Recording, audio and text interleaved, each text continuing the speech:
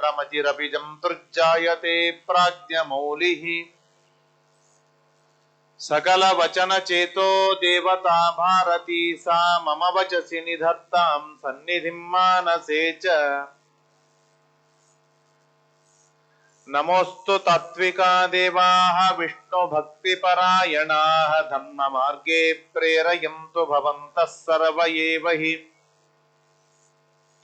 आनन्दतीर्थोपदिष्टो निधिर्नारायणाह्वयः प्रदर्शितो येन सम्यक् जयतीर्थं तमाश्रये।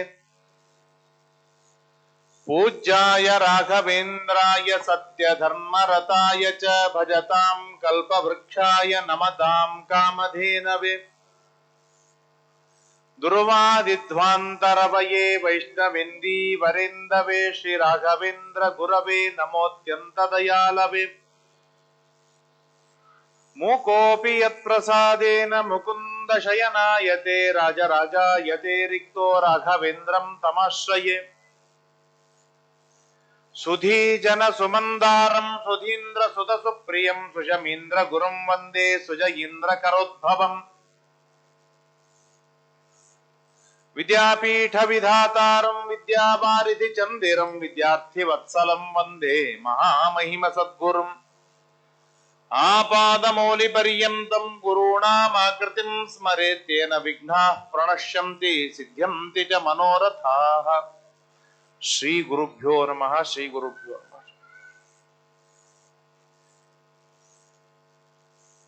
श्री गुरुभ्यो नमो नमः। हरि ओम। नारायणं नमस्कृत्य नरं चैव नरोत्तमं देवीं सरस्वतीं व्यासं ततो जयम् उदीरयेत्।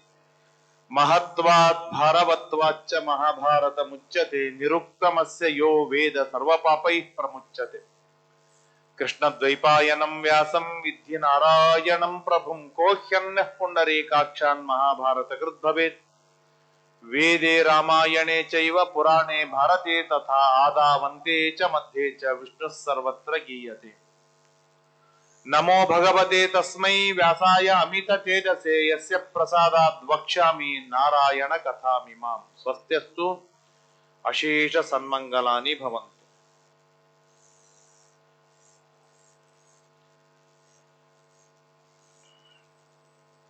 ಧರ್ಮರಾಜನ ಅಪೇಕ್ಷೆಯ ಮೇರೆಗೆ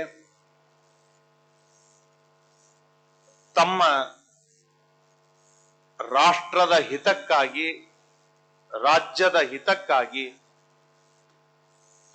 ಎಲ್ಲ ದುರ್ಯೋಧನಾದಿಗಳನ್ನು ದ್ರೋಣಾದಿಗಳನ್ನು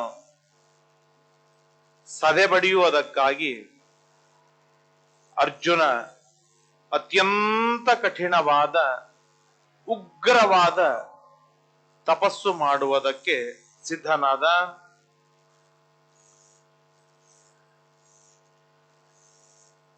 ಒಂದು ಒಳ್ಳೆ ಕಾರ್ಯವನ್ನು ಮಾಡ್ತಾ ಇರುವಾಗ ಹೇಗೆ ನಮ್ಮ ನಡವಳಿಕೆ ಇರಬೇಕು ಎನ್ನುವುದನ್ನು, ನಾನು ಹೇಗಿರಬೇಕು ಎನ್ನುವುದನ್ನು ನಿನ್ನೆಯ ದಿನ ಬಹಳ ಸೊಗಸಾಗಿ ತಿಳಿಸಿಕೊಟ್ಟರು. ಈಗ ನಾನು ಏನೆಲ್ಲ ಕಾರ್ಯಗಳನ್ನು ಮಾಡಿ ಒಂದು ನನ್ನ ದೊಡ್ಡದಾದ ಕಾರ್ಯದೊಳಗೆ ನಾನು ತೊಡಗಬೇಕು ಎನ್ನುವುದನ್ನು ತಿಳಿಸ್ತಾರೆ. ಹೃತ್ವಾ ಅಗ್ನಿಂ, ಅಗ್ನಿಯಲ್ಲಿ ದೇವರನ್ನು ಚೆನ್ನಾಗಿ ಆರಾಧನೆಯನ್ನು ಮಾಡಿ. ಬ್ರಾಹ್ಮಣ ನಿಷ್ಕೈಹಿ ಸ್ವಸ್ತಿ ವಾಚ್ಯ, ಬ್ರಾಹ್ಮಣರಿಗೆ ಜ್ಞಾನಿಗಳಿಗೆ ವಿಷ್ಣು ಭಕ್ತರಿಗೆ ದಕ್ಷಿಣೆಯನ್ನು ಕೊಟ್ಟು ಅವರಿಂದ ಸ್ವಸ್ತಿ ವಾಚನ ಮಂಗಳಾಶೀರ್ವಾದಗಳನ್ನು ಪಡೆದುಕೊಂಡು ಯಾವ ಕಾರ್ಯದೊಳಗೆ ನಾವು ತೊಡಗುತ್ತೇವೆ ಆ ಕಾರ್ಯ 100ಕ್ಕೆ 100ರಷ್ಟು ಯಶಸ್ವಿಯಾಗತ್ತೆ, ಇದರಲ್ಲಿ ಸಂಶಯವಿಲ್ಲ. ಆದ್ದರಿಂದಾಗಿ ಮೊದಲಿಗೆಲ್ಲ ತೀರ್ಥಯಾತ್ರೆಗೆ ಹೊರಡಬೇಕಾದರೆ ಮನೆಯೊಳಗೆ ಬ್ರಾಹ್ಮಣರಿಗೆ ಊಟಕ್ಕೆ ಹಾಕಿ ದೇವರ ಪೂಜೆಯನ್ನು ಮಾಡಿಯೇನೇ ತೀರ್ಥಯಾತ್ರೆಗೆ ಹೋಗಬೇಕು. ಬಂದ ಮೇಲೆ ಪುನಃ ಬ್ರಾಹ್ಮಣ ಭೋಜನೆ ಮಾಡಿಸಿ ದೇವರಿಗೆ ಸಮರ್ಪಣೆಯನ್ನು ಮಾಡುವ ಒಂದು ಸುಂದರವಾದ ಪರಿಕಲ್ಪನೆ ಪದ್ಧತಿ ನಮ್ಮಲ್ಲಿ ಇತ್ತು. ಆಗ ಎಲ್ಲ ಬ್ರಾಹ್ಮಣರು ಆಶೀರ್ವಾದವನ್ನು ಮಾಡ್ತಾರೆ. ಸಂಸಾದಯಸ್ವ ಕೌಂತೇಯ ಧ್ರುವೋಸ್ತು ವಿಜಯಸ್ತವ, ನೀನು ಏನು ಅಪೇಕ್ಷೆಗಳನ್ನು ಇಟ್ಟುಕೊಂಡು ನೀನು ತಪಸ್ಸಿಗೆ ಹೋಗ್ತಾ ಇದ್ದೀಯಲ್ಲ, ಆ ತಪಸ್ಸು, ಆ ಸಾಧನೆ ಶೀಘ್ರದೊಳಗೆ ಸಿದ್ಧಿಯಾಗಲಿ, ಶೀಘ್ರದೊಳಗೆ ಸಾಧಿಸಿಕೋ. ವಿಜಯಸ್ತವ, ಎಂತ ಕಠಿಣವಾದ ವಾತಾವರಣದೊಳಗೆ ನೀನು ಸಾಧನೆಗೆ ಹೋದರೂ ಕೂಡ ಅಲ್ಲಿ ನಿನಗೆ ವಿಜಯ ಕಟ್ಟಿಟ್ಟ ಬುತ್ತಿ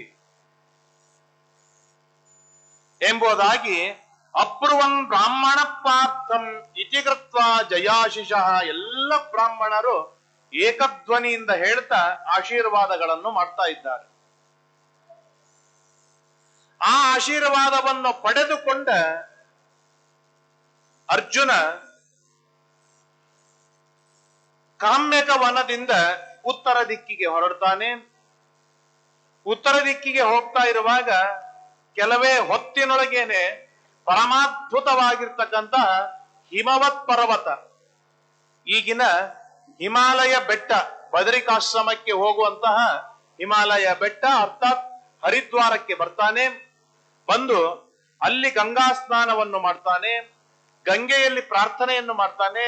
ನಾನು ಯಾವ ಕಾರ್ಯಕ್ಕಾಗಿ ಹೋಗ್ತಾ ಇದ್ದೇನೆ ಆ ಕಾರ್ಯ ಗಂಗೆ ನಿರ್ವಿಘ್ನವಾಗಿ ಗೊಳಿಸು.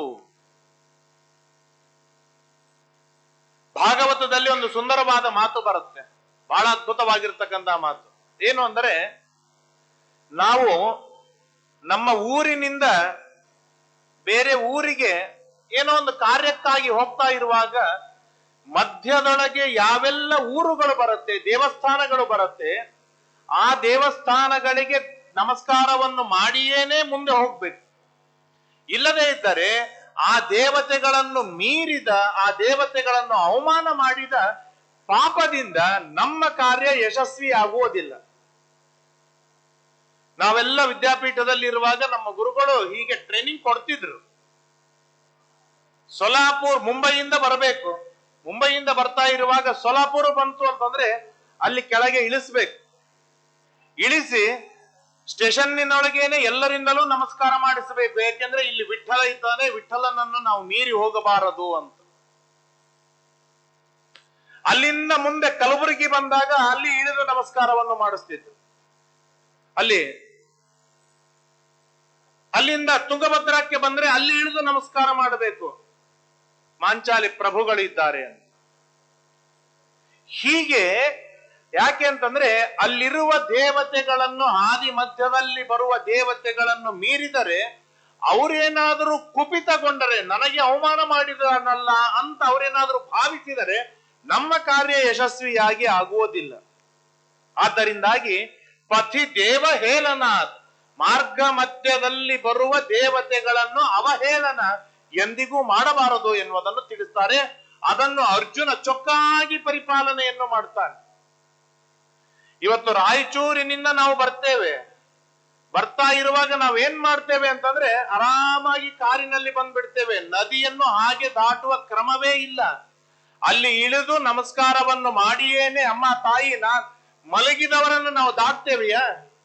ಹಾದಿ ಮಧ್ಯದಲ್ಲಿ ಇರುವವರನ್ನು ನಾವೆಂದಾದ್ರೂ ದಾಟ್ತೇವೆಯಾ? ಎಂದಿಗೂ ದಾಟುವುದಿಲ್ಲ. ಯಾಕೆ?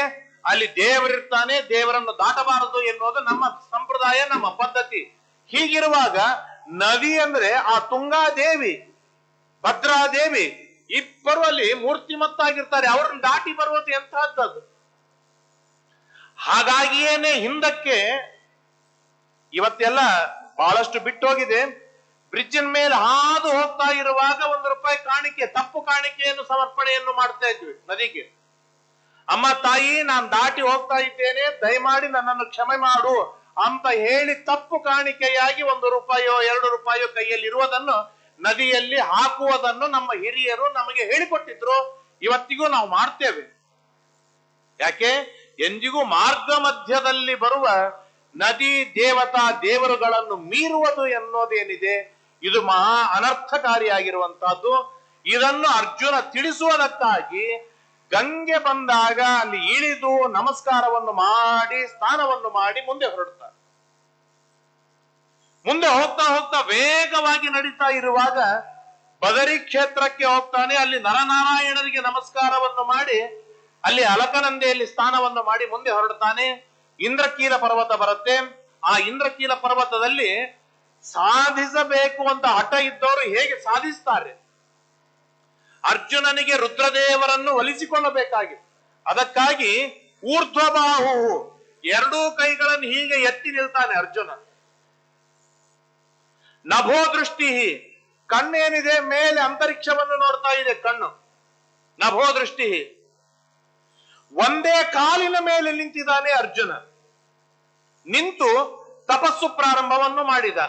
ವೇದವ್ಯಾಸ ದೇವರು ಉಪದೇಶ ಮಾಡಿದ ದಿವ್ಯವಾದ ಮಂತ್ರ, ಆ ಮಂತ್ರದಿಂದ ತಪಸ್ಸನ್ನು ಆರಂಭಿಸಿದ. ತಪಸ್ಸು ನಡೀತಾ ಇದೆ. 3 ದಿನಕ್ಕೆ ಒಮ್ಮೆ ಒಣಗಿದ ಎಲೆಯನ್ನು ತಿನ್ನಬೇಕು. 3 ದಿನ ಉಪವಾಸ, 2 ದಿನ ಪೂರ್ಣ ಉಪವಾಸ, 3ನೇ ದಿನ ಒಣಗಿದ ಎಲೆ. ತಾನು ಯಾವ ಸ್ಥಳದೊಳಗೆ ಕುಳಿತುಕೊಂಡಿದ್ದ ಅಲ್ಲಿ ಬಿದ್ದ ಎಲೆಗಳನ್ನು ಆರಿಸಿಕೊಂಡು ತಿನ್ನಬೇಕು. ತುಂಬಾ ಆಶ್ಚರ್ಯ. ಈ ನಮ್ಮ ಡ್ರೈ ಪ್ರದೇಶದೊಳಗೆ, ಬಿಸಿಲು ಪ್ರದೇಶದೊಳಗೆಯೂ ಕೂಡ ಅನೇಕ ಎಲೆಗಳು ಕೆಳಗೆ ಬೀಳುವುದಿಲ್ಲ, ಒಣಗಿ ಬೀಳುವುದಿಲ್ಲ. ಆಗಿರುವಾಗ ಆ ಹಿಮಾಲಯ ತಪ್ಪಲಿನೊಳಗೆ ಬೀಳ್ಲಿಕ್ಕೆ ಸಾಧ್ಯವೇ ಇಲ್ಲ. ಅಂತೂ ಏನ್ ಮೀರಿ ಬಿದ್ದಂತಹ 2-3 ಎಲೆಗಳು, 8-10 ಎಲೆಗಳನ್ನು ತಿನ್ನಬೇಕು, ಮತ್ತೆ ತಪಸ್ಸಿನಲ್ಲಿ ಕೂಡಬೇಕು. ಹೀಗೆ 1 ತಿಂಗಳು ತಪಸ್ಸು ಮಾಡಿದ. 2ನೇ ತಿಂಗಳು ಬಂತು. 2ನೇ ತಿಂಗಳು ಏನ್ ಮಾಡ್ಬೇಕು? ಎಂದಿಗೂ ಕೂಡ ಸಾಧನೆ ಮಾಡಬೇಕು ಎನ್ನುವ ಅಪೇಕ್ಷೆ ಇರುವವರಿಗೆ ಪ್ರತಿ ತಿಂಗಳ ಡೆವಲಪ್ ಆಗ್ತಿರ್ತಾರೆ.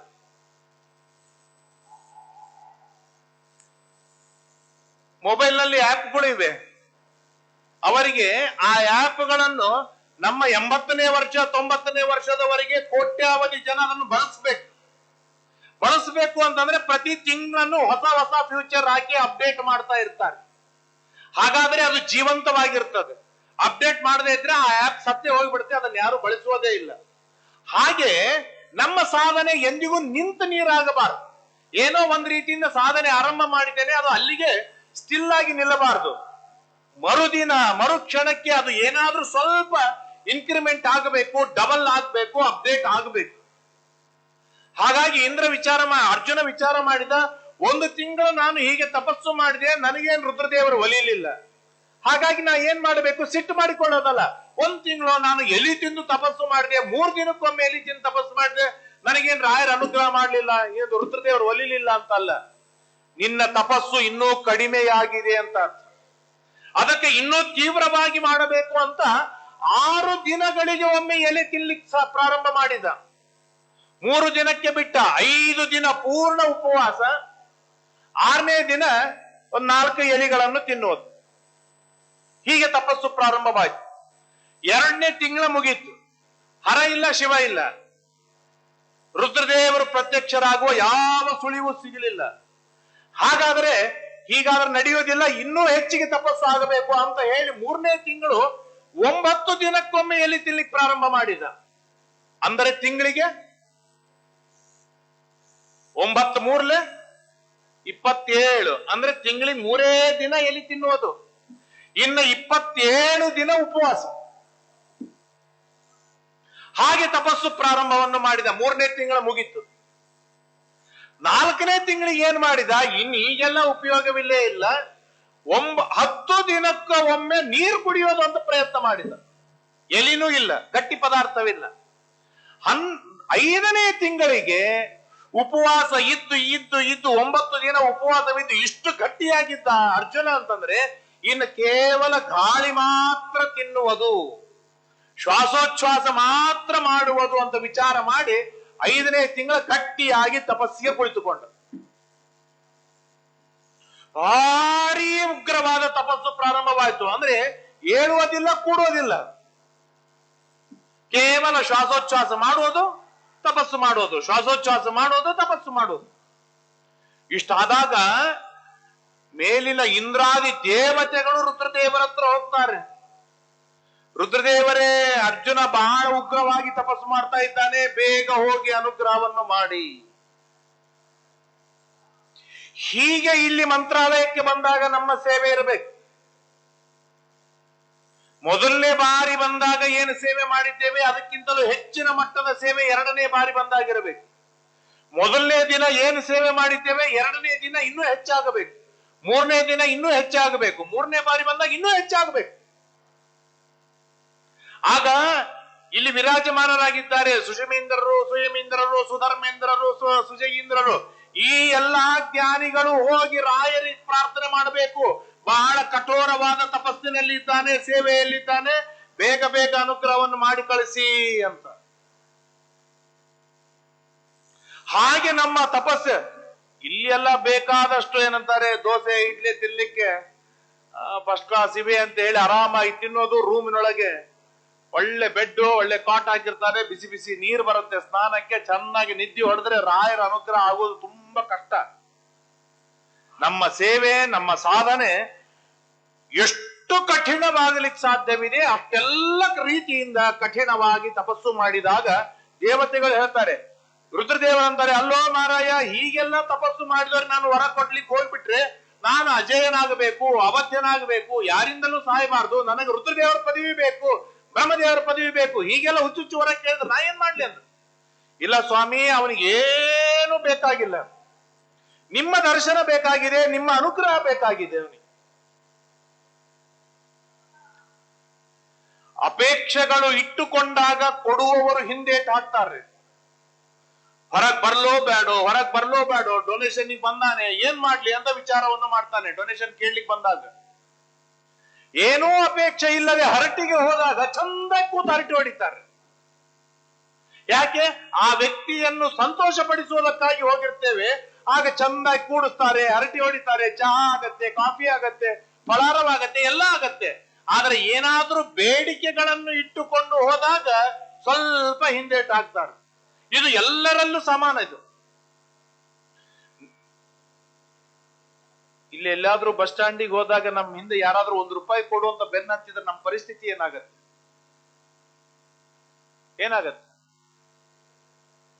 ಹೌದಲ್ವಾ? ಮತ್ ನಾವೇನ್ ಮಾಡ್ಲಿಕ್ಕತ್ತೀವಿ ಇಲ್ಲಿ ರಾಯರ ಹತ್ರ? ತಲೆ ಚಿಟ್ಟಿಡಿದು ಹೋಗ್ಬಿಡುತ್ತೆ, ತಲೆ ಕೆಟ್ಟು ಹೋಗ್ಬಿಡುತ್ತೆ. ಇಲ್ಲಿಂದ ಅಲ್ಲಿ ಹೋಗ್ತೇವೆ, ಅಲ್ಲಿಂದ ಅಲ್ಲಿ ಹೋಗ್ತೇವೆ, ಅಲ್ಲಿಂದ ಇಲ್ಲಿ ಹೋಗ್ತೇವೆ. ಅವ್ನು ಎಲ್ಲಿ ಹೋದ್ರೂ ಬಿಡದೆ ಇದ್ದಾಗ ಬೈತೇವೆ, ಹೋಗಾಚೆ ಅಂತ ಬೈದು ಓಡಿಸ್ಬಿಡ್ತೇವೆ ಅವನನ್ನು. ಹಾಗೇನಾದ್ರೂ ರಾಯರು ನಮ್ಮ 10,000 ಜನ ಹೋಗಿ ರಾಯರಿಗೆ ಬೇಡ್ಲಿಕ್ಕೆ ಹತ್ರ ಅವ್ರ ತಲೆ ಹೇಗಾಗಿರ್ಬೇಕು ಅದನ್ನು ನಾವು ವಿಚಾರ ಮಾಡ್ಬೇಕಲ್ಲ. ಹಾಗಾಗಿ ಬೇಡುವುದಕ್ಕಾಗಿ ಎಂದಿಗೂ ಹೋಗುವುದಲ್ಲ, ಸಂತೋಷ ಪಡಿಸುವುದಕ್ಕಾಗಿ ಹೋಗೋದು. ಸಂತುಷ್ಟರಾದಾಗ ಅವರೇ ಕೊಡ್ತಾರೆ, ಅವರೇ ಬೇಡ್ತಾರೆ, ಏನ್ ಬೇಕು ಅಂತ ಅವರೇ ಕೇಳ್ತಾರೆ. ಇಲ್ಲ ನಮ್ಗೇನ್ ಬೇಕು ಅವರೇ ಕೊಡ್ತಾರೆ. ಸಂತೋಷ ಪಡಿಸುವ ಜವಾಬ್ದಾರಿ ನಮ್ಮದು. ರಕ್ಷಣೆ ಮಾಡುವ, ಇಷ್ಟಾರ್ಥಗಳನ್ನು ಈಡೇರಿಸುವ ಹೊಣೆಗಾರಿಕೆ ಅವರದ್ದಾಗಿರುತ್ತೆ. ಇದು ಅರ್ಜುನ ಬಹಳ ಚೊಕ್ಕಾಗಿ ತಿಳಿದುಕೊಂಡಿದ್ದ. ಇದು ದೇವತೆಗಳಿಗೂ ಗೊತ್ತಿತ್ತು. ಈ ಅರ್ಜುನ ತನಗಾಗಿ ಬೇಡುವವನಲ್ಲ, ರುದ್ರದೇವರನ್ನು ಸಂತೋಷಪಡಿಸುವುದಕ್ಕಾಗಿಯೇನೇ ಬಂದವನು ಅಂತ ಹೇಳಿ ಚೆನ್ನಾಗಿ ದೇವತೆಗಳೆಲ್ಲ ಹೋಗಿ ಪ್ರಾರ್ಥನೆಯನ್ನು ಮಾಡ್ತಾರೆ.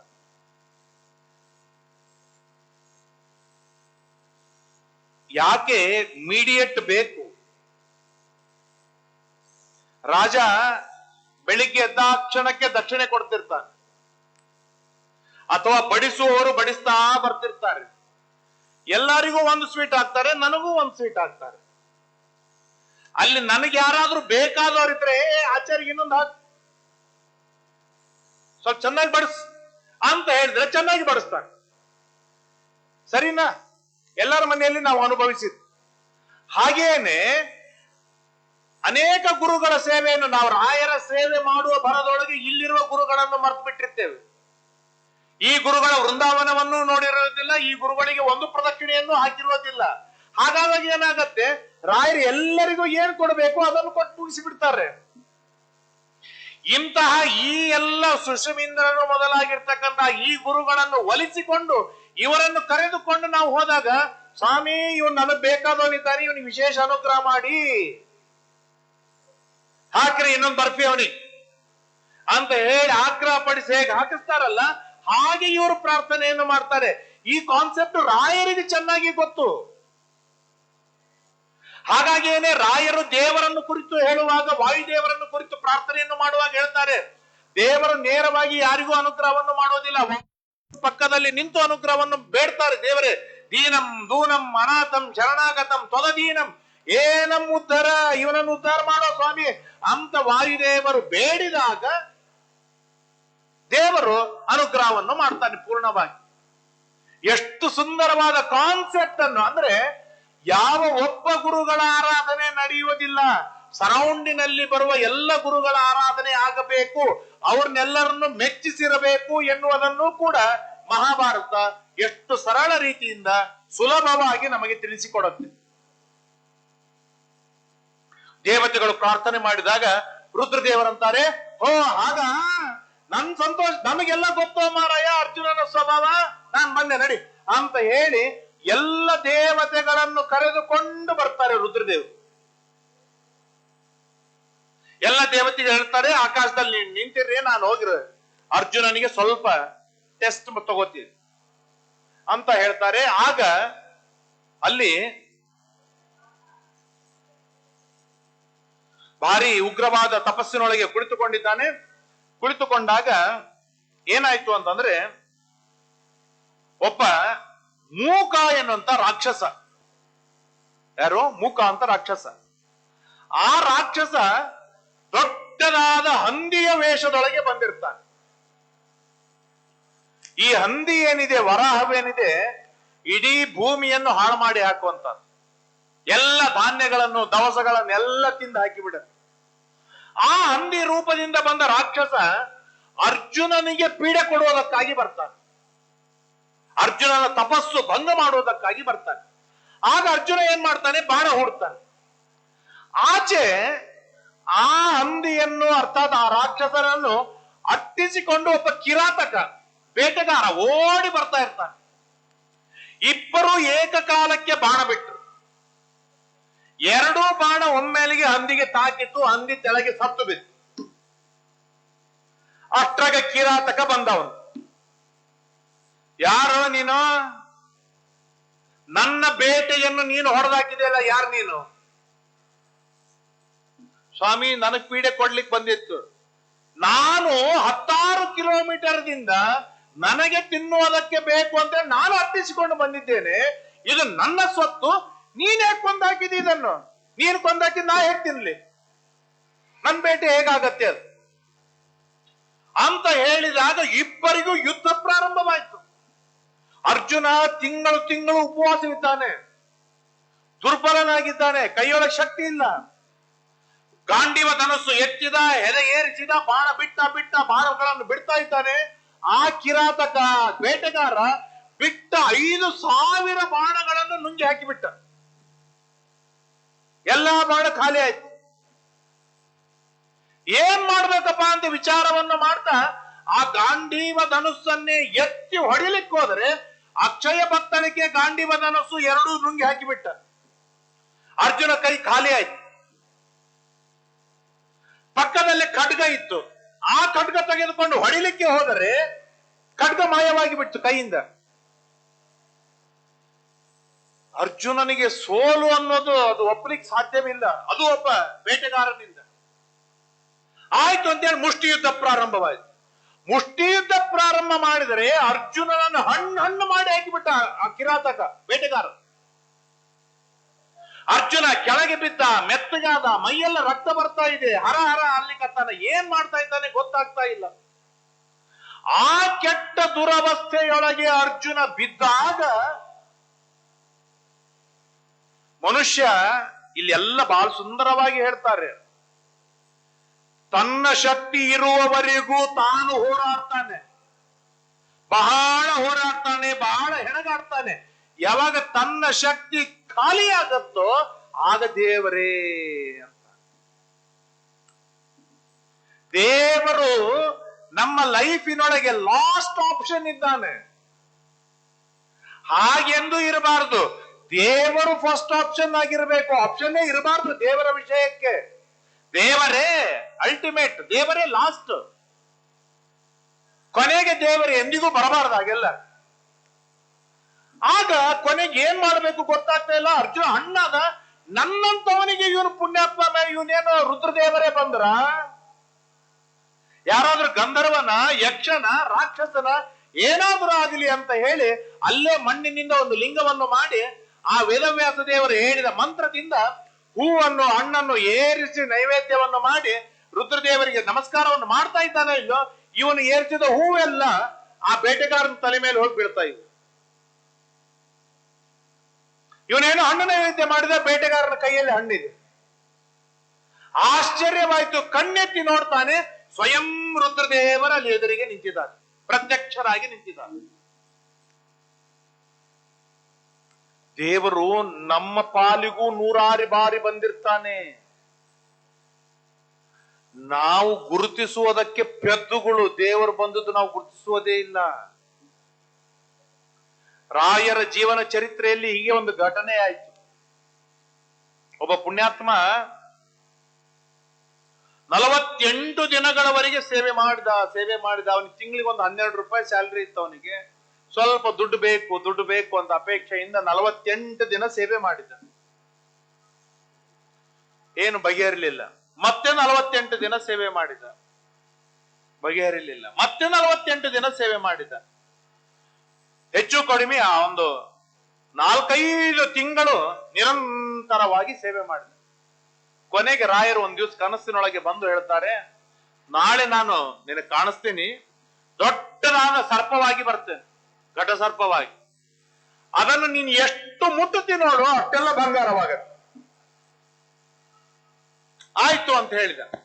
ಮರುದಿವಸ ಎದ್ದಿದ್ದಾನೆ, ನೋಡ್ತಾ ಇದ್ದಾನೆ, ಸ್ವಲ್ಪ ಹೊತ್ತಿಗೆ 12 ಅಡಿ ಉದ್ದದ ದೊಡ್ಡದಾಗಿರ್ತಕ್ಕಂಥ ಘಟಸರ್ಪ ಇವನಿಗೆ ಕಾಣಿಸ್ತು. ಹೋಗಿ ಅದನ್ನ ಯಾರು ಮುಟ್ಟುತ್ತಾರೆ? ಹೆದರಿಕೊಂಡ ಕೂತ ರಾಯರು 1 ತಾಸು ಕೂತ್ರು, 2 ತಾಸು ಕೂತ್ರು, 3 ತಾಸು ಕೂತ್ರು, 5 ತಾಸು ಕೂತ್ರು. ಕೊನೆಗೆ ಏನಾದ್ರೂ ಬಗೆಯಿರ್ಲಿಲ್ಲ. ಇವನೇನ್ ನನ್ನ ಮುಟ್ಟೋದಿಲ್ಲ ಅಂತಂದ್ರು. ಅವ್ರು ತಿರುಗಿ ಹೊರಟು ಹೋಗ್ತಾ ಇರುವಾಗ ಕೊನೆಗೆ ಒಂದಿಷ್ಟು ಬಾಲ ಉಳಿದಿತ್ತು, ತುಂಡು ಬಾಲ. ಧೈರ್ಯ ಮಾಡಿ ಹೋಗಿ ಬಾಲ ಮುಟ್ಟಿದ, ಟಣ್ಣಂತ ಬಂಗಾರವಾಗಿ ತಳಗ್ ಬಿತ್ತು. ಹೋಗಿ ಅದನ್ನು ಒಯ್ದು ಮಾರಾಟ ಮಾಡಿದರೆ 12 ಇದ್ಲೆ 60 ರೂಪಾಯಿ ಅವನಿಗೂ ಆ ಬಂಗಾರದ ರೇಟ್ ಬಂತು. 5 ತಿಂಗಳು ನೀನು ಕೆಲಸ ಬಿಟ್ಟು ಇಲ್ಲಿ ನಾನು ಸೇವೆ ಮಾಡಿದ್ದೀಯಲ್ಲ, ಅದಕ್ಕಾಗಿ ನಾನು ನಿನಗೆ ಇಷ್ಟು ಬಂಗಾರ ಕೊಟ್ಟೆ. ಅಂದ್ರೆ ಇದರಿಂದ ಏನ್ ತಿಳಿತು ಏನು ಅಂತಂದ್ರೆ, ನಮ್ಮ ಯೋಗ್ಯತೆ ಏನಿರುತ್ತೆ ಅಷ್ಟೇ ನಮಗೆ ಸಿಗುವುದು. ನಮಗೆ ಅಯೋಗ್ಯವಾದದ್ದು, ನಮಗೆ ಯೋಗ್ಯತೆ ಮೀರಿದ್ದು, ಎಷ್ಟು ಲಗ ಹೊಡೆದು ನಾವು ಸಾಧನೆಯನ್ನು ಮಾಡಿದರೂ ಕೂಡ, ಸ್ವಯಂ ದೇವರೇ ಎದುರಿಗೆ ಬಂದರೂ ಕೂಡ, ರಾಯರೇ ಎದುರಿಗೆ ಬಂದರೂ ಕೂಡ ನಮ್ಮ ಅಲ್ಲಿ ಮನಸ್ಸು ಬ್ಲೈಂಡ್ ಆಗಿ ಬಿಡುತ್ತೆ. ಏನು ಕಾಣಿಸೋದಿಲ್ಲ, ಏನು ಗೊತ್ತಾಗುವುದಿಲ್ಲ. ಕೊನೆಗೆ ಅವನ ಹಣೆಬಾರಕ್ಕೆ ಏನು ಸಿಗೋದಿದೆ ಅಷ್ಟೇ ಸಿಕ್ಕು ಹೋಗುತ್ತೆ. ಆದ್ದರಿಂದಾಗಿ ಬೇಡ್ಲಿಕ್ಕೆ ಹೋಗ್ಬಾರ್ದು ಎಂದಿಗೂ.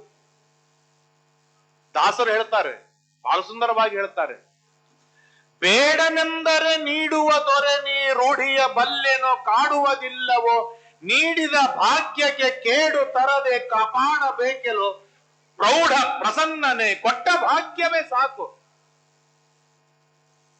ಬೇಡ ಅಂತಂದ್ರೆ ಇನ್ನೊಂದು ಹೋಳಿಗೆ ಹೆಚ್ಚಿಗೆ ಬೀಳತ್ತೆ.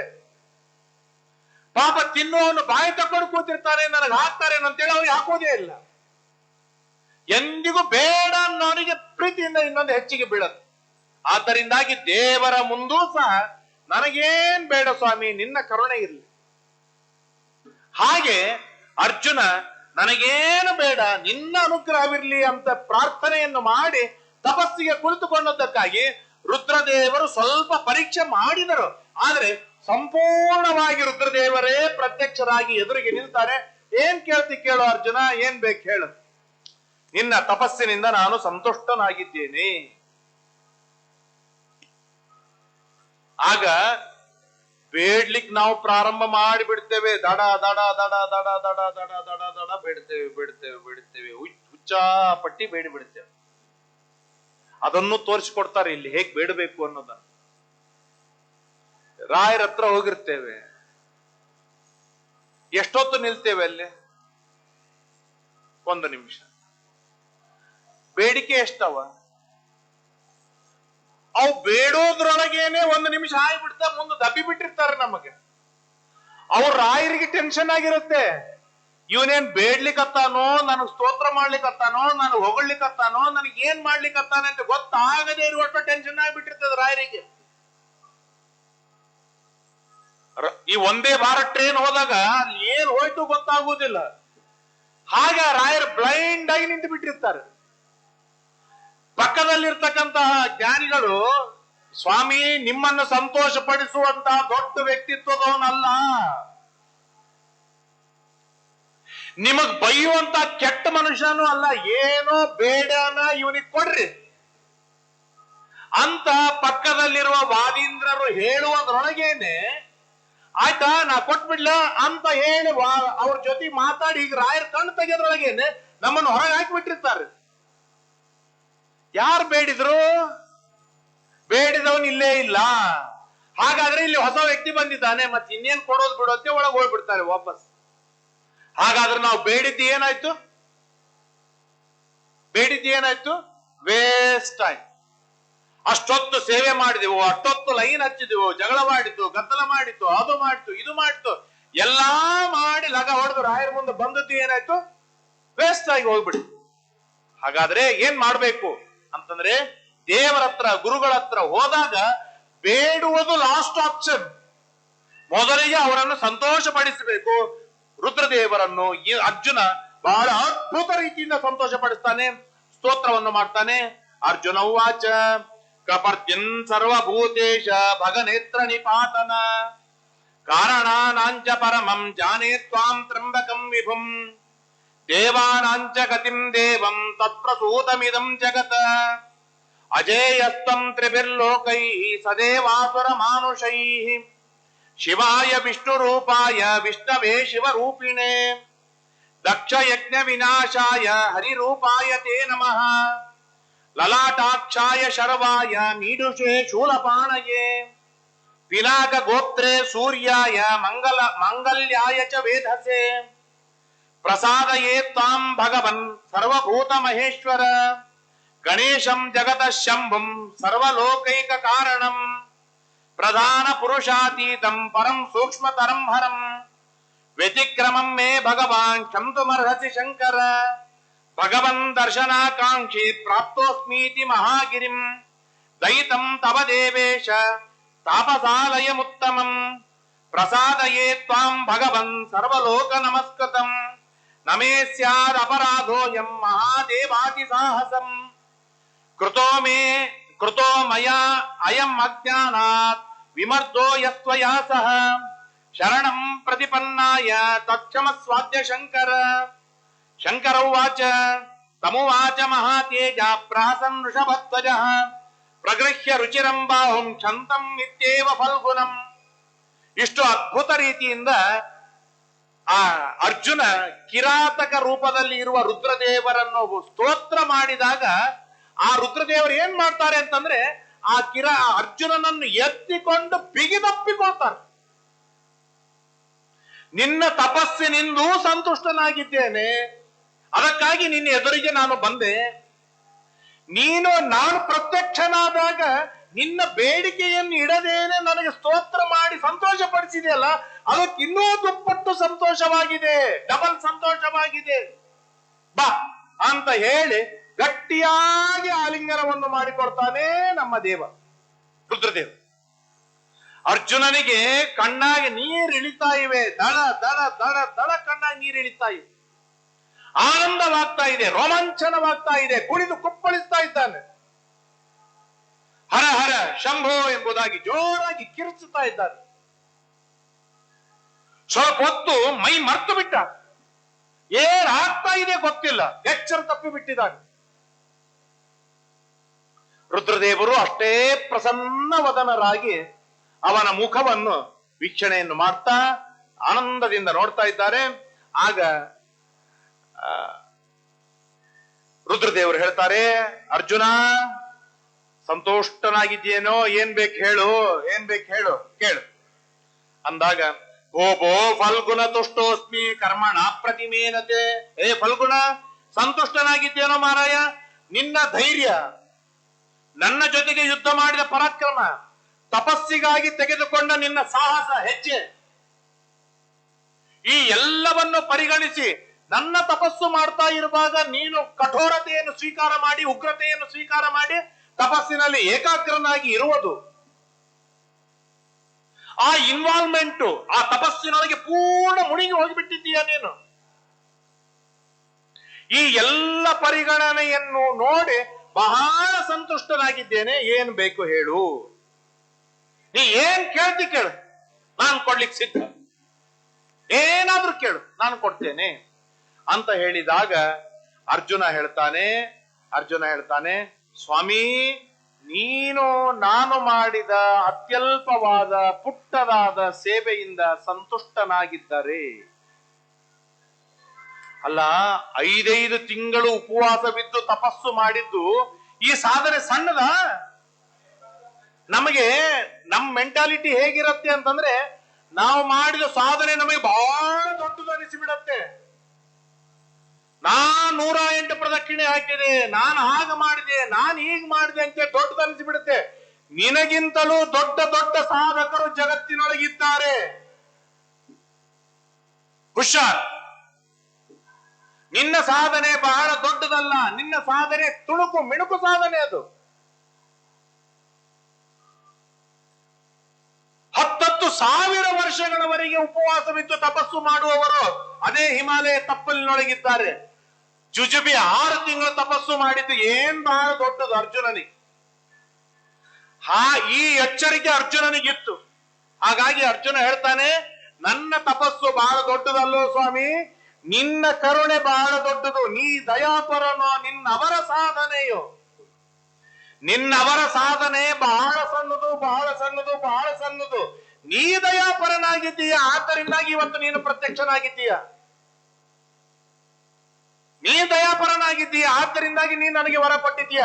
ನನ್ನ ಸಾಧನೆ ಪರಿಗಣಿಸಿದ್ರೆ ನೀನು ಏನೂ ಕೊಡಲಾರಿ, ಏನೂ ಕೊಡುವುದಿಲ್ಲ, ಕೊಡ್ಲಿಕ್ಕೆ ಸಾಧ್ಯವೇ ಇಲ್ಲ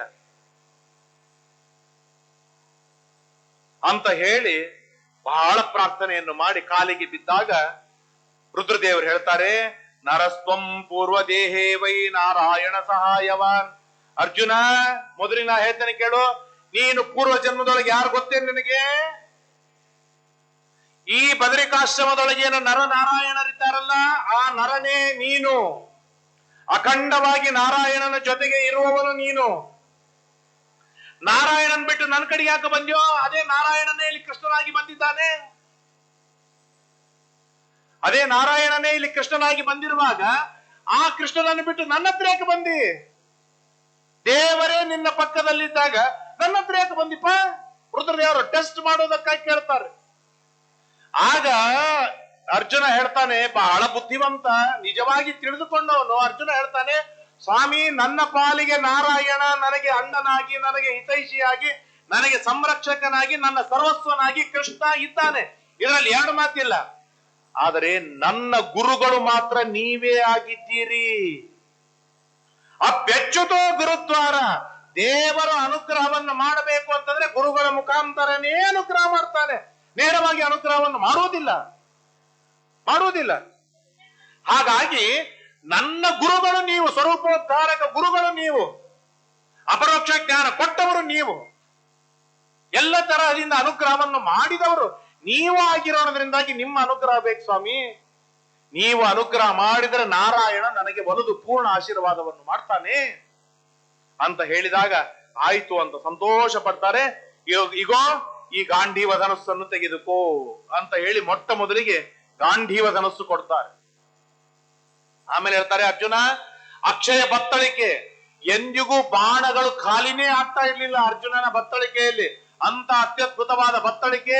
ಆ ಬತ್ತಳಿಕೆಯನ್ನು ತೆಗೆದುಕೊಡ್ತಾರೆ ರುದ್ರದೇವರಿಗೆ. ಈಗೋ ಇದನ್ನು ತೆಗೆದುಕೋ, ಹೇಳು ಮುಂದೇನ್ ಬೇಕು ಅಂತ ಕೇಳಿದಾಗ ಅವನು ಹೇಳ್ತಾನೆ, ವರಂ ದದಾಸಿ ಚೇನ್ಮಹ್ಯಂ. ಸ್ವಾಮಿ, ನಿಮಗೆ ವರ ಕೊಡಬೇಕು ಅಂತ ಅಪೇಕ್ಷೆ ಬಂದಿದ್ದರೆ ವರ ಕೊಡಿ. ಫೋರ್ಸೆಬಲ್ ಬೇಕಾಗಿಲ್ಲ. ನಾನ್ ಇಷ್ಟು ಸೇವೆ ಮಾಡೀನಿ, ನೀವ್ಯಾಕೆ ವರ ಕೊಟ್ಟಿಲ್ಲ ಅಂತ ನಾನ್ ಜಗಳ ತೆಗೆಯೋದಿಲ್ಲ. ಸೇವೆ ಮಾಡೋದು ನನ್ನ ಕರ್ತವ್ಯ, ವರ ಕೊಡುವುದು ಬಿಡೋದು ನಿಮ್ಮ ಕೈಯಲ್ಲಿದೆ. ವರ ಕೊಡ್ಲೇಬೇಕು ಅಂತೇಳಿ ಯಾರಪ್ಪನ ಮನಿ ರೂಲ್ ಇಲ್ಲ, ಯಾರಪ್ಪನ ಮನಿ ರೂಲ್ ಇಲ್ಲ. ವರ ಕೊಡಬೇಕಾದ್ದು ಅವರ ಕೈಯಲ್ಲಿದೆ. ಆದ್ದರಿಂದಾಗಿ ನನ್ನ ಸೇವೆಯಿಂದ ನೀವೇನಾದರೂ ಸಂತುಷ್ಟರಾಗಿದ್ದರೆ ನಿಮ್ಮ ಅತ್ಯದ್ಭುತವಾಗಿರ್ತಕ್ಕಂಥ ಪಾಶುಪತಾಸ್ತ್ರವನ್ನು ನನಗೆ ಅನುಗ್ರಹವನ್ನು ಮಾಡಿ ದಯಪಾಲಿಸಿ ಅಂತ ಬೇಡಿದಾಗ ರುದ್ರದೇವರು, ಯಾಕೆ ಬೇಕು ನಿನಗೆ ಪಾಶುಪತಾಸ್ತ್ರ? ಯುದ್ಧವಾಡುವಾಗಲೆಲ್ಲ ಪಾಶುಪತಾಸ್ತ್ರ ಅಂತಂದ್ರೆ ಒಂದು ಅರ್ಥದೊಳಗೆ ಅಣು ಬಾಂಬ್ ಇದ್ದಂಗೆ, ನ್ಯೂಕ್ಲಿಯರ್ ಇದ್ದ ಹಾಗೆ. ಪ್ರತಿ ಯುದ್ಧದೊಳಗೆ ಯಾರು ನ್ಯೂಕ್ಲಿಯರ್ ಅನ್ನು ಪ್ರಯೋಗ ಮಾಡುವುದಿಲ್ಲ. ಆದರೆ ಯಾವ ದೇಶದೊಳಗೆ ನ್ಯೂಕ್ಲಿಯರ್ ಇದೆ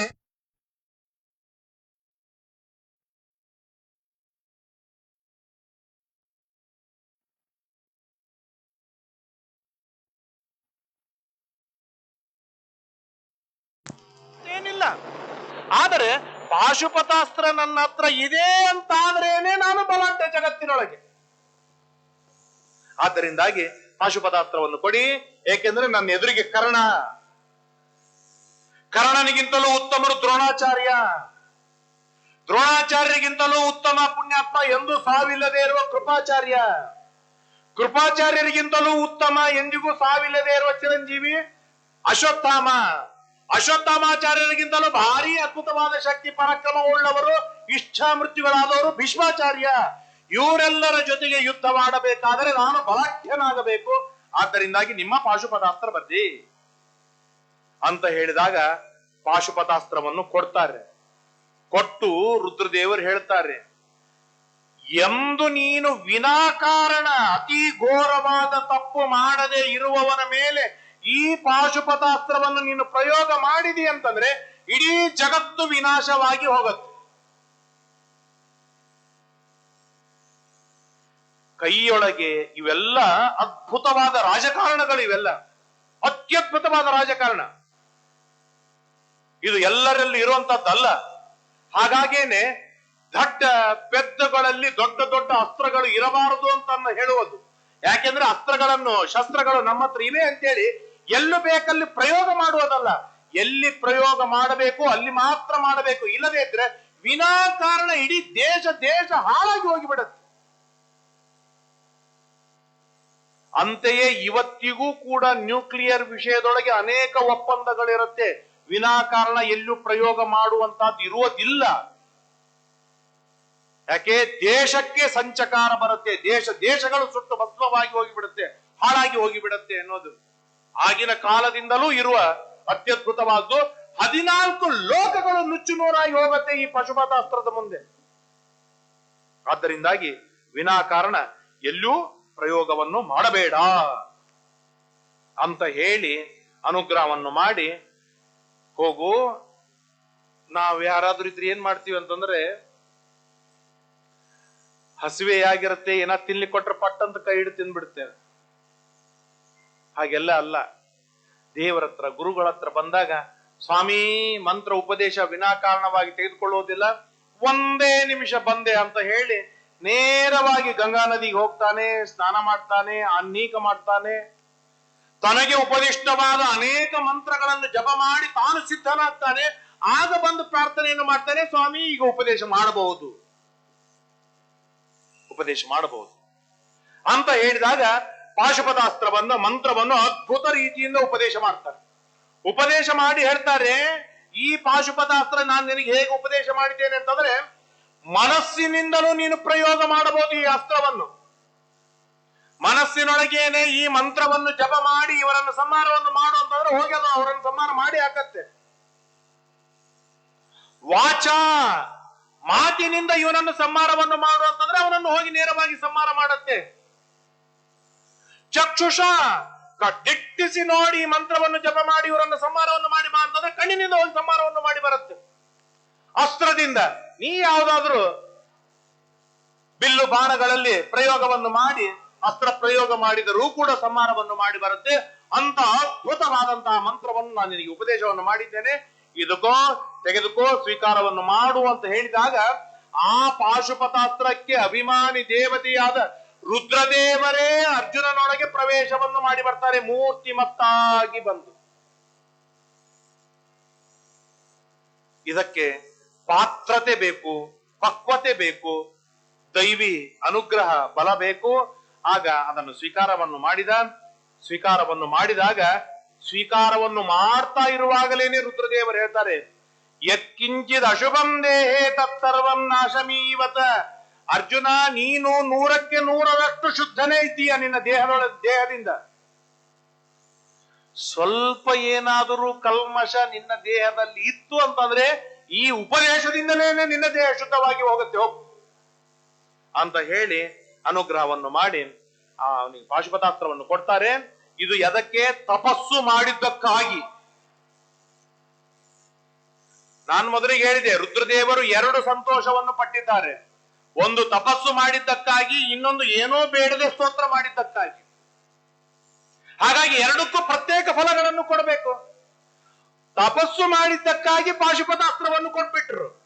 ಇನ್ನೊಂದು ಉಳಿದಿತ್ತು ಆಪ್ಷನ್, ಅವನು ಏನೋ ಬೇಡದೇನೆ ಸಂತೋಷ ಪಡಿಸಿದ್ದಕ್ಕಾಗಿ ರುದ್ರದೇವರಂತಾರೆ, ಈಗ ನೋಡಿ, ಈಗ ನನ್ನನ್ನು 2ನೇ ರೀತಿಯಿಂದ ಸಂತೋಷ ಪಡಿಸಿದ್ದಕ್ಕಾಗಿ ಇಂದ್ರ, ಅಗ್ನಿ, ಯಮ, ವರುಣ ಮೊದಲಾದ ಎಲ್ಲ ದೇವತೆಗಳು ನಿನಗೆ ಪ್ರತ್ಯಕ್ಷರಾಗ್ತಾರೆ, ಈಗಿಂದೀಗಲೇ ಪ್ರತ್ಯಕ್ಷರಾಗ್ತಾರೆ ಅಂತ ಹೇಳಿ ಆಶೀರ್ವಾದವನ್ನು ಮಾಡಿ ರುದ್ರದೇವರು ಹೀಗೆ ಅದೃಶ್ಯರಾಗಿರ್ತಾರೋ ಇಲ್ಲೋ ಮೊಟ್ಟ ಮೊದಲಿಗೆ ವರುಣ ಬಂದೇ ಬಿಟ್ಟ.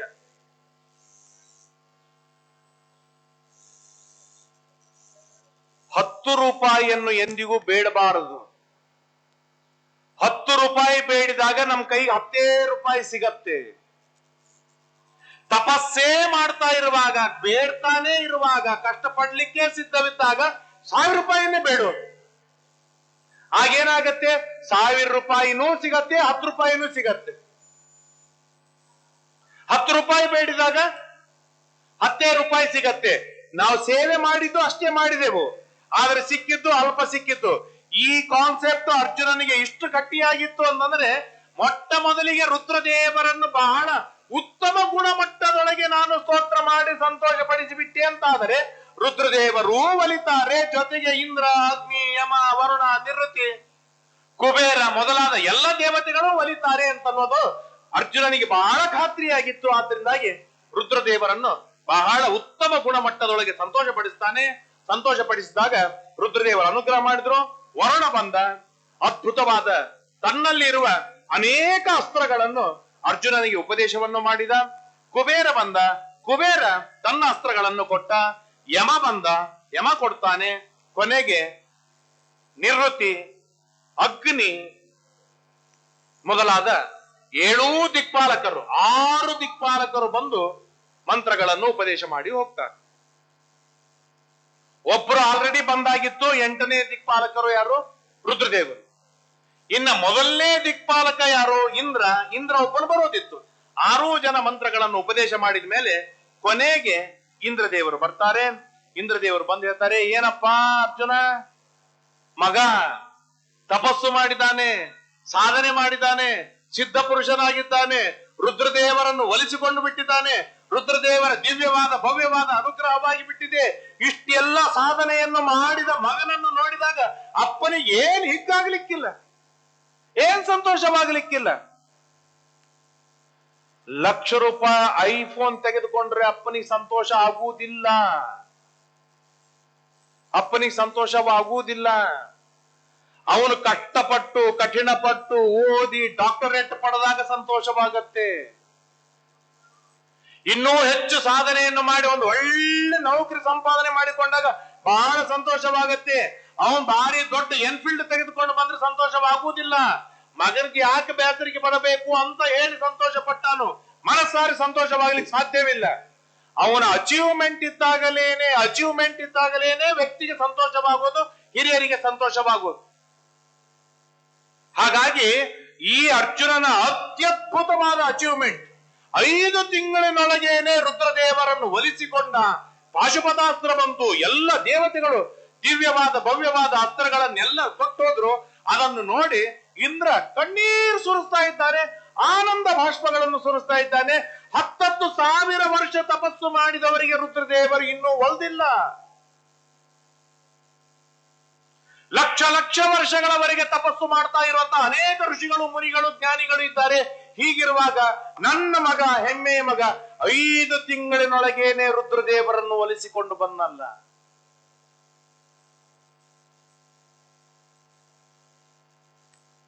ಅಂತ ಹೇಳಿ ಬಹಳ ಹಿಗ್ಗಿ ಸಂತೋಷಪಟ್ಟು ತನ್ನಲ್ಲಿರ್ತಕ್ಕಂತಹ ಅತ್ಯದ್ಭುತವಾದ ದಿವ್ಯವಾದ ಆಯುಧಗಳನ್ನೆಲ್ಲ ಧಾರೆ ಎರೆದ ಅರ್ಜುನನಿಗೆ ಕೊಟ್ಟ. ಸಂತೋಷದಿಂದ ಬಿಗಿದಪ್ಪಿಕೊಂಡ ಅರ್ಜುನನಿಗೆ ಹೇಳ್ತಾನೆ, ನೋಡೋ ಅರ್ಜುನ, ಇನ್ನೂ 11 ವರ್ಷಗಳವರೆಗೆ ವನದಲ್ಲಿ ಇರುವುದಿದೆ. ಒಂದು ಕೆಲಸ ಮಾಡು, ನಿನ್ನಿಂದ ಒಂದು ದೊಡ್ಡದಾದ ದೇವತಾ ಕಾರ್ಯವಾಗಬೇಕಾಗಿದೆ. ಈಗ ಕೆಲ ಹೊತ್ತಿಗೇನೆ ನಾನು ನನ್ನ ರಥವನ್ನು ನಿನಗಾಗಿ ಕೊಟ್ಟು ಕಳಿಸ್ತೇನೆ. ಮಾತಲ್ಲಿ ಬರ್ತಾನೆ, ಇದು ಬೋನಸ್. ಇದು ಮೊಟ್ಟ ಮೊದಲನೇ ತಪಸ್ಸಿನಿಂದ ರುದ್ರದೇವರು ಒಲ್ದ್ರು. ರುದ್ರದೇವರಿಗೆ ಬೇಡದೆ ಸಂತೋಷ ಪಡಿಸಿದ್ದಕ್ಕಾಗಿ ಎಲ್ಲ ದೇವತೆಗಳು ಒಲ್ದು ಬಂದರು. ಅವನ ಅಚೀವ್ಮೆಂಟ್ ನೋಡಿಕೊಂಡು ಅಪ್ಪ ಅನುಗ್ರಹವನ್ನು ಮಾಡಿ ಸಂತೋಷ ಪಟ್ಟು ಬೋನಸ್ ಕೊಡ್ತಾ ಇದ್ದಾನೆ. ಇನ್ನು ಕೆಲ ಹೊತ್ತಿಗೇನೆ ಮಾತಲಿ ಬರ್ತಾನೆ. ಆ ಮಾತಲಿ ರಥ ತೆಗೆದುಕೊಂಡು ಬರ್ತಾನೆ, ನನ್ನ ರಥವನ್ನು ತೆಗೆದುಕೊಂಡು ಬರ್ತಾನೆ. ಆ ರಥದೊಳಗೆ ಕುಳಿತುಕೊಂಡು ನೇರವಾಗಿ ನೀನು ಸ್ವರ್ಗಕ್ಕೆ ಬಾ, ಸ್ವರ್ಗಕ್ಕೆ ಬರುವುದಲ್ಲ, ನನ್ನ ಅರ್ಧಾಸನದೊಳಗೆ ನೀನು ಕುಳಿತುಕೊಳ್ಬೇಕು. ಹಿರಣ್ಯಕಶಿಪು ಮೊದಲಾದವರು 20,000, 30,000, 40,000 ವರ್ಷ ತಪಸ್ಸು ಮಾಡಿ ಇಂದ್ರ ಪದವಿಯನ್ನು ಪಡೆದುಕೊಂಡು ಹಾಳಾಗಿ ಹೋದರು. ಇವನು 5 ತಿಂಗಳದೊಳಗೇನೆ ದಿವ್ಯವಾದ ಭವ್ಯವಾದ ಇಂದ್ರ ಪದವಿಯನ್ನು 10 ವರ್ಷಗಳವರೆಗೆ ಆಳ್ತಾನೆ ಏಕಾಸನದೊಳಗೆ ಕುಳಿತುಕೊಂಡು. ಇದು ಪ್ರಾಮಾಣಿಕ ರೀತಿಯೊಳಗೆ ದೇವರನ್ನು ಗುರುಗಳನ್ನು ಸಂತೋಷ ಪಡಿಸಿದ ಒಂದು ಅತ್ಯದ್ಭುತವಾಗಿರ್ತಕ್ಕಂಥ ಕ್ರಮ ಎಂಬುದಾಗಿ ತಿಳಿಸ್ತಾರೆ. ಹಾಗಾಗಿ ಅದನ್ನು ಒಪ್ಪಿಕೊಳ್ತಾನೆ. ತಥೋರ್ಜುನೋ ಮಹಾತೇಜ ಲೋಕಪಾಲಾನ್ ಸಮಾಗತಾನ್. ಎಲ್ಲ ಲೋಕಪಾಲಕರು ದಿಕ್ಪಾಲಕರು ಎದುರಿಗಿದ್ದಾರೆ. ಆ ದಿಕ್ಪಾಲಕರು ಎಲ್ಲರಿಗೂ ಕೂಡ ಆದರ ಪ್ರೀತಿಯಿಂದ ತನ್ನ ಸ್ವಾತ್ಮಾರ್ಪಣವನ್ನು ಮಾಡ್ತಾನೆ ಅರ್ಜುನ. ನಾವು ಕಾಣಿಕೆ ಹಾಕ್ತೇವೆ, ನಮ್ಮ ಅರ್ಪಣವನ್ನು ಮಾಡ್ತೇವೆ.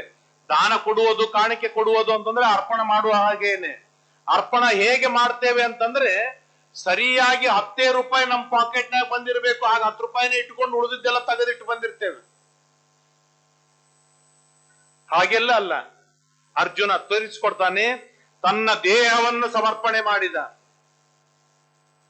ತನ್ನ ಇಂದ್ರಿಯಗಳನ್ನು ಸಮರ್ಪಣೆಯನ್ನು ಮಾಡಿದ. ದೇಹೇಂದ್ರಿಯ ಪ್ರಾಣ ಮನಂಸೆ ಚೇತನೈ ಸಹೈವ ತಸ್ಮೈ ಅತಿಸೃಜ್ಯನೇಮೋ ತ್ವದೀಯ ಮೇತ ನಿಖಿಲಂ ವಯಂಚ. ಸ್ವಾಮಿ ರುದ್ರದೇವರೇ, ದಿಕ್ಪಾಲಕರೇ, ತತ್ವಾಭಿಮಾನಿ ದೇವತೆಗಳೇ, ಇವತ್ತು ನನ್ನಲ್ಲಿ ಏನಿದೆ, ಈ ಶರೀರವಿದೆ ಪಂಚಮಹಾಭೌತಿಕ, ಅದಕ್ಕೆ ಅಭಿಮಾನಿ ದೇವತೆಗಳು ನೀವಿದ್ದೀರಾ. ಇಂದ್ರಿಯಗಳಿವೆ, ಆ ಇಂದ್ರಿಯಗಳಿಗೆ ಅಭಿಮಾನಿ ದೇವತೆಗಳು ನೀವಿದ್ದೀರಾ. ಆದ್ದರಿಂದಾಗಿ ದೇಹ ನಿಮ್ಮದು, ಇಂದ್ರಿಯ ನಿಮ್ಮದು. ಮನಸ್ಸಿದೆ, ಮನಸ್ಸಿಗೆ ಅಭಿಮಾನಿಯಾದ ರುದ್ರದೇವರು ನೀವಿದ್ದೀರಾ. ಆದ್ರಿಂದಾಗಿ ನನ್ನ ಮನಸ್ಸು ನಿನ್ನದು. ನನ್ನ ಹತ್ರ ಬಲವಿದೆ, ಬಲಕ್ಕೆ ಅಭಿಮಾನಿಯಾದವರು ವಾಯುದೇವರು, ಆ ವಾಯುದೇವರು ನೀವಿದ್ದೀರಾ. ಆದ್ದರಿಂದಾಗಿ ನನ್ನ ಬಲ ನಿಮ್ಮದು. ನನ್ನ ಧೈರ್ಯ, ನನ್ನ ಶಕ್ತಿ, ನನ್ನ ಗುಣ, ನನ್ನ ಪರಾಕ್ರಮ, ನನ್ನ ಸಾಹಸ, ಇದು ಎಲ್ಲದಕ್ಕೂ ಅಭಿಮಾನಿ ದೇವತೆಗಳಿದ್ದಾರೆ. ಅವು ಎಲ್ಲವೂ ನಿಮ್ಮದು. ಆದ್ರಿಂದಾಗಿ ನನ್ನದು ಅಂತ ಅನ್ನೋದು ಏನೂ ಇಲ್ಲ. ನಾನು ಒಂದು ಶೂನ್ಯ, ಎಲ್ಲವೂ ನಿಮ್ಮದು ಅಂತ ಹೇಳಿ ಸ್ವಾತ್ಮಾರ್ಪಣವನ್ನೇ ಮಾಡ್ತಾನೆ. ತನ್ನನ್ನು ತಾನು ಪರಿಪೂರ್ಣ ಮಟ್ಟದೊಳಗೆ ಒಪ್ಪಿಸಿ ಬಿಡ್ತಾನೆ. ಸ್ವಾಮಿ, ನೀವು ಪ್ರಾಣ ಬಿಡಂದ್ರೆ ಪ್ರಾಣ ಬಿಡ್ತೇನೆ, ತೆಳಗ್ ಹೋಗಂದ್ರೆ ತೆಳಗ್ ಹೋಗಿ ಯುದ್ಧ ಮಾಡ್ತೇನೆ, ರಾಜ್ಯ ಕಟ್ತೇನೆ.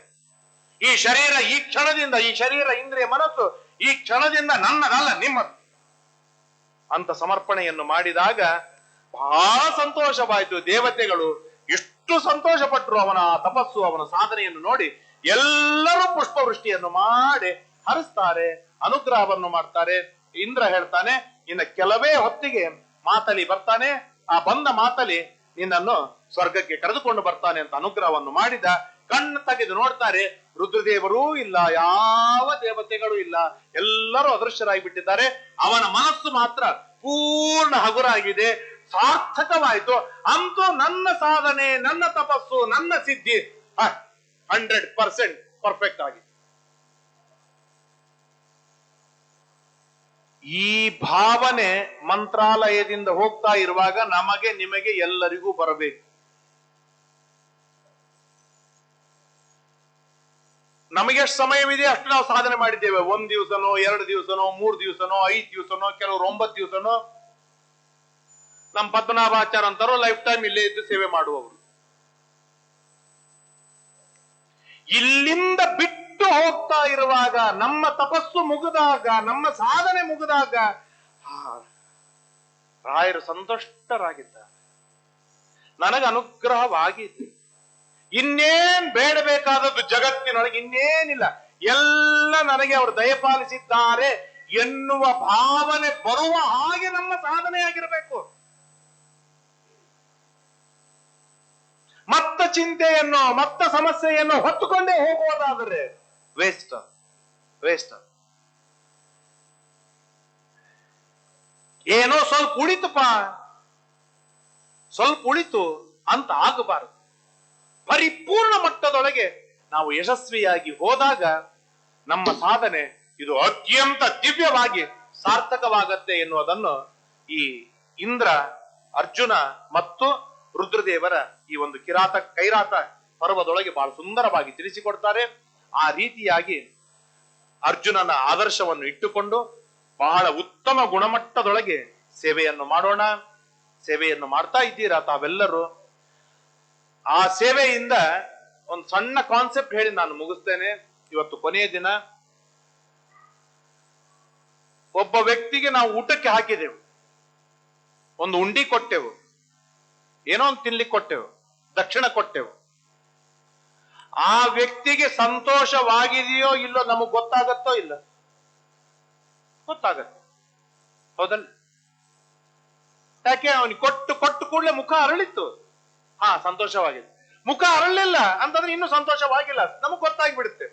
ಈಗ ನಾವು ಮಾಡಿದ ಸಾಧನೆ ರಾಯರಿಗೆ ಸಂತೋಷ ಆಗ್ಯದೋ ಇಲ್ಲೋ ನಮಗೆ ಗೊತ್ತಾಗುತ್ತೆ. ಹೇಗ್ ಗೊತ್ತಾಗಬೇಕು? ಅದಕ್ಕೇನಾದ್ರೂ ನಾವು ವಿಚಾರ ಮಾಡೀವಿ? ನಾನು ಮಾಡಿದ 9 ದಿನ, 21 ದಿನ, 48 ದಿನ ಚಿತ್ರ ವಿಚಿತ್ರವಾದ ಸೇವೆ ಮಾಡುವವರು ಇಲ್ಲೆಲ್ಲ 16,000 ಜನ ಇದ್ದಾರೆ. ಎಲ್ಲರಿಗೂ ಈ ಮಾತು ಕೇಳಿಸ್ತಾ ಇದೆ. ಎಲ್ಲರೂ ಒಂದು ಕ್ಷಣ ಕಾಲ ಶಾಂತವಾಗಿ ಕೇಳುವಲ್ಲೇನೆ ನಿಂತು ವಿಚಾರವನ್ನು ಮಾಡೋಣ. ನಾನು ಮಾಡಿದ ಈ ಸಾಧನೆ ರಾಯರಿಗೆ ಸಂತೃಪ್ತಿ ಆಗ್ಯದೋ ಇಲ್ಲೋ ಅನ್ನೋದು ನಾನು ಹೇಗ್ ತಿಳ್ಕೊಂಡೀನಿ, ನನಗೆ ಹೇಗ್ ಗೊತ್ತಾಗ್ಬೇಕು ಅಂದ್ರೆ ಅದಕ್ಕೆ ಅತ್ಯಂತ ಸುಲಭವಾದ ಉಪಾಯ ಶ್ರೀಮದ್ ಭಾಗವತದಲ್ಲಿ ನಮಗೆ ಬಹಳ ಸುಂದರವಾಗಿ ತಿಳಿಸಿಕೊಡ್ತಾರೆ. ನಾವು ಸಾಧನೆ ಮಾಡ್ತಾ ಇರುವಾಗ, ನಾವು ಕೆಲಸವನ್ನು ಮಾಡ್ತಾ ಇರುವಾಗ ಮೊಟ್ಟ ಮೊದಲಿಗೆ ನಮಗೆ ತೃಪ್ತಿ ಆಗಬೇಕು. ಎಂಜಾಯ್ ಮಾಡಬೇಕು. ಎಂಜಾಯ್ ಮಾಡಬೇಕು. ನಾವು ಮಾಡುವ ಸಾಧನೆಯೊಳಗೆ ಕೈ ಬೇನೆ ಆಯ್ತು, ಕಾಲು ಬೇನೆ ಆಯ್ತು, ಟಂಕ ಬೇನೆ ಆಯ್ತು, ಯಾವಾಗ 108 ಪ್ರದಕ್ಷಿಣೆ ಮುಗಿದಿತ್ತು, ಯಾವಾಗ ಪಾರಾಯಣ ಮುಗಿದಿತ್ತು ಅಂತ ಹೇಳಿ ಬೇಸರಿಕೆಯಿಂದ ಏನೋ ಮಾಡುವುದಲ್ಲ. ನಾವು ಮಾಡುವ ಅತಿ ಸಣ್ಣ ಸಾಧನೆಯನ್ನು ಮಾಡ್ತಾ ಇರುವಾಗಲೂ ಪರಿಪೂರ್ಣ ಮಟ್ಟದ ಇನ್ವಾಲ್ವ್ಮೆಂಟ್ ಇರಬೇಕು.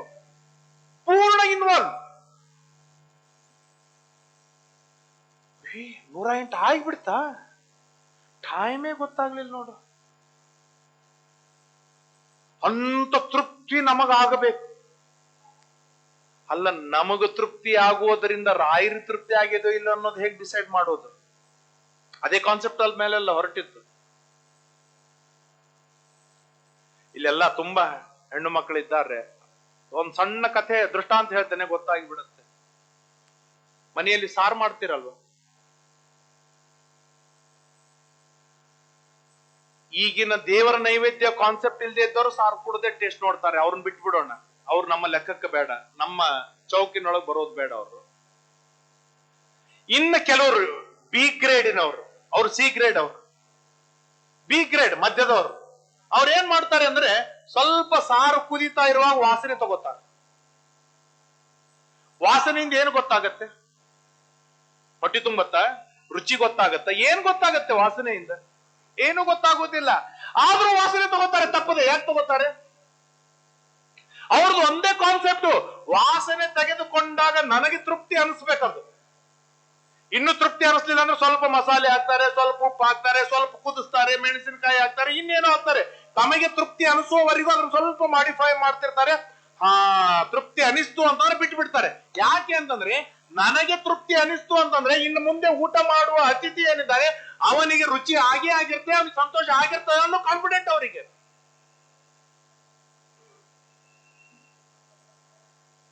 ಕಾಸ್ಮೆಟಿಕ್ಸ್ ಹಚ್ಚಿ ಅಲಂಕಾರ ಮಾಡಿಕೊಳ್ತಿರ್ತಾರೆ. ಮೇಲಿಂದ ಕನ್ನಡಿ ನೋಡ್ತಾರೆ. ಯಾಕೆ ಕನ್ನಡಿ ನೋಡ್ತಾರೆ? ತಮಗೆ ತೃಪ್ತಿಯಾಗುವವರೆಗೆ ಕನ್ನಡಿಯನ್ನು ನೋಡ್ತಾರೆ. ತಮಗೆ ತೃಪ್ತಿಯಾಗುವವರೆಗೆ ಯಾವಾಗ ತಮಗೆ ತೃಪ್ತಿ ಆಯ್ತು ಆಗ ಬಿಟ್ಟು ಬಿಡ್ತಾರೆ. ಯಾಕೆ ಅಂತಂದ್ರೆ ನಾನೇನ್ ಇಷ್ಟೊತ್ತು ಶೃಂಗಾರ ಮಾಡಿಕೊಂಡಿದ್ದೇನೆ, ಇದು ನನಗೆ ತೃಪ್ತಿ ಆಯ್ತು ಅಂತಂದ್ರೆ ನಾನೀಗ ಹೊರಗೆ ಹೋದ್ಮೇಲೆ ನೋಡುವ ಜನರಿಗೆ ನಾನ್ ಚಲೋ ಕಾಣಿಸ್ತೀನಿ ಅನ್ನೋ ಕಾನ್ಫಿಡೆಂಟ್ ಅವರಿಗೆ, ಹೌದಲ್ವಾ?